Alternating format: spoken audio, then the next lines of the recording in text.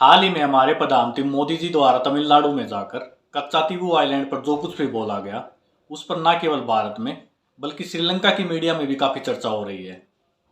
हम यहाँ पर इस बारे में बात नहीं करेंगे कि 1974 में भारत सरकार द्वारा यह आइलैंड श्रीलंका को क्यों दिया गया, क्योंकि इसके बारे में आप पहले से ही काफ़ी कुछ जानते होंगे। यहाँ पर मुद्दा यह है कि जब भारत सरकार द्वारा अंतर्राष्ट्रीय स्तर पर किसी देश के साथ कोई समझौता किया गया था, तो उस पर सवाल उठाने से क्या अंतर्राष्ट्रीय स्तर पर भारत की छवि को नुकसान नहीं पहुंचेगा। लेकिन कुछ वोट्स या कुछ एक्स्ट्रा सीट प्राप्त करने के लिए हमारे प्रधानमंत्री किसी भी हद तक चले जाते हैं। यहाँ पर और भी ज़्यादा आश्चर्यजनक यह है कि हमारे देश के external affair minister doctor S Jaishankar, जो कि डिप्लोमेट से पॉलिटिशियन बने हैं, वो भी प्रधानमंत्री के सपोर्ट में स्टेटमेंट दे रहे हैं। अगर मोदी जी और एस जयशंकर को तमिलनाडु के फिशरमैन और इस आइलैंड की इतनी ही चिंता थी, तो पिछले 10 सालों के दौरान सत्ता में रहते हुए उन्होंने इस मुद्दे को क्यों नहीं उठाया, और क्यों उन्होंने इस आइलैंड को वापस लेने के लिए श्रीलंका की सरकार से बात नहीं की। काफ़ी ऐसे इंटरनेशनल एग्रीमेंट्स जो कि भारत सरकार द्वारा अपने पड़ोसी देशों के साथ किए गए हैं, वो आपस में शांति बनाए रखने के लिए और म्यूचुअल कोऑपरेशन को बढ़ाने के लिए किए गए हैं। 2015 में भारत का बांग्लादेश के साथ किया गया लैंड एग्रीमेंट भी एक ऐसा ही समझौता था। 2014 से पहले कांग्रेस लेड यूपीए 2 जब बांग्लादेश के साथ इस एग्रीमेंट को करना चाहती थी, तो उस समय बीजेपी इसके विरोध में थी।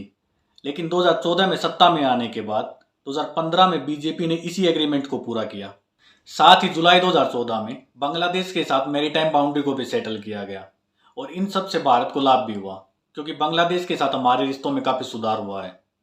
लेकिन सत्ता में कोई भी हो, अगर भारत सरकार द्वारा कोई एग्रीमेंट किया जाता है और बाद में किसी पार्टी द्वारा उस पर सवाल उठाए जाते हैं, तो वह चीज़ न केवल भारत सरकार की छवि को बल्कि पूरे देश की छवि को खराब करती है।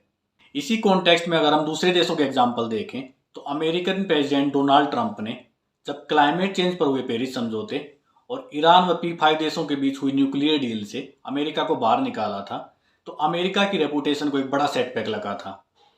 इसी प्रकार चीन द्वारा भी काफ़ी समझौते से पीछे हटा गया है, जिसमें कि भारत के साथ लाइन ऑफ एक्चुअल कंट्रोल पर पीछे हटना भी शामिल है। इससे चीन की कमिटमेंट पर सीरियस क्वेश्चन उठे हैं।